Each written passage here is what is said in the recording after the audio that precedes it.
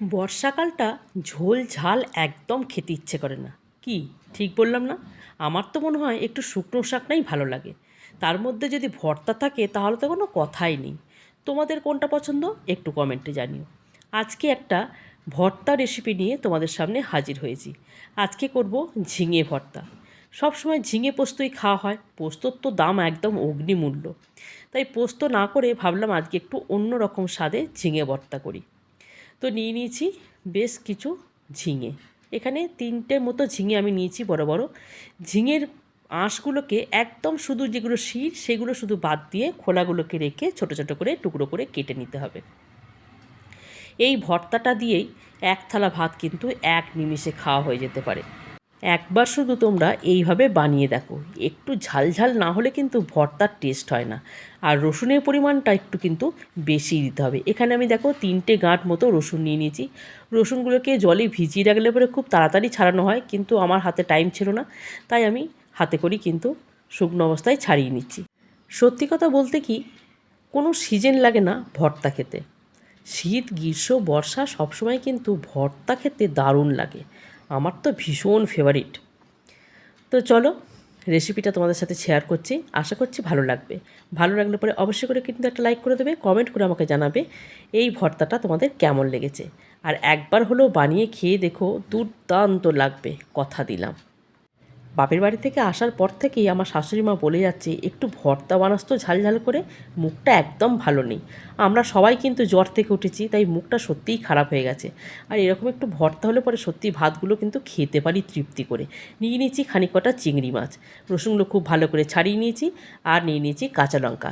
এর মধ্যে কিন্তু একটু শুকনো লঙ্কাও আমি অ্যাড করব, পরে সেটা দেখাচ্ছি। কড়াইতে সর্ষের তেল নিয়ে নিলাম। ভর্তা মানেই কিন্তু সর্ষের তেল, সর্ষের তেলের ঝাঁঝ না হলে ভর্তা ঠিক খেতে ভালো লাগে না।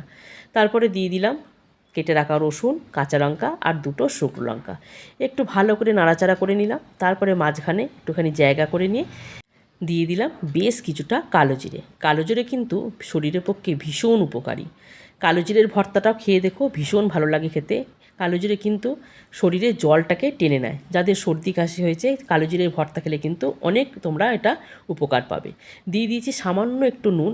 তারপরে ভালো করে নাড়াচাড়া করে একটা মিক্সচার বোলের মধ্যে নিয়ে নিলাম। এরপরে চিংড়িটাকে সুন্দর করে ভেজে নেবো। চিংড়িটা একটু অ্যাড করলে ভর্তার মধ্যে খেতে একটা আলাদা মাত্রাই এনে দেয়।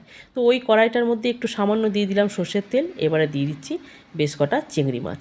চিংড়ি মাছটাকে একদম পুরো ছালটা ছাড়িয়ে নিয়েছি, মাথাটাকেও বাদ দিয়ে দিয়েছি। খুব সুন্দর করে কিন্তু ভেজে নিতে হবে। চিংড়ি মাছ অবশ্যই বেশিক্ষণ ভাজতে টাইম লাগে না, তাড়াতাড়ি ভাজা হয়ে যায়। এটাকে একটু পেস্ট করে নেব। এদিকে ঝিঙেটাকে, যে ঝিঙেটা আমি কেটে রেখেছিলাম, একটু ভাপিয়ে জলটা ফেলে নিয়েছি, এটাকেও পেস্ট করে নেব। এরপর দেখো কড়াইয়ের মধ্যে সর্ষের তেল দিয়ে দিয়েছি বেশ কিছুটা, একটু সর্ষের তেলটা লাগে ভর্তাতে। তো যাই হোক, একটুখানি দিয়ে দিয়েছি কালো জিরে ফোড়ন। এরপরে যে যে জিনিসগুলো আমি বেটে রেখেছিলাম সব বাটা উপকরণগুলো একসাথে এর মধ্যে দিয়ে দিলাম।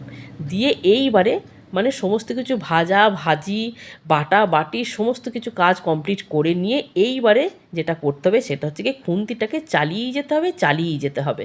মানে খুন্তি কিন্তু বন্ধ করা চলবে না, তাহলেই কিন্তু ধরে যাবে। দিয়ে দিচ্ছি সামান্য একটু নুন আন্দাজ মতো, যেহেতু আগে আমি নুন দিয়েছি সেই জন্য টেস্ট দেখে নিয়ে আমি একটু নুনটা অ্যাড করেছি। রেডি হয়ে গেল ভর্তা। তোমরা চাইলে একটু মিষ্টিও দিতে পারো, আমি কিন্তু মিষ্টি দিইনি। তো কেমন লাগলো ঝটপট কিন্তু কমেন্টে জানিয়ে দিও। আজকের মতো এখানেই, টাটা। সবাই খুব ভালো থেকো, সুস্থ থেকো।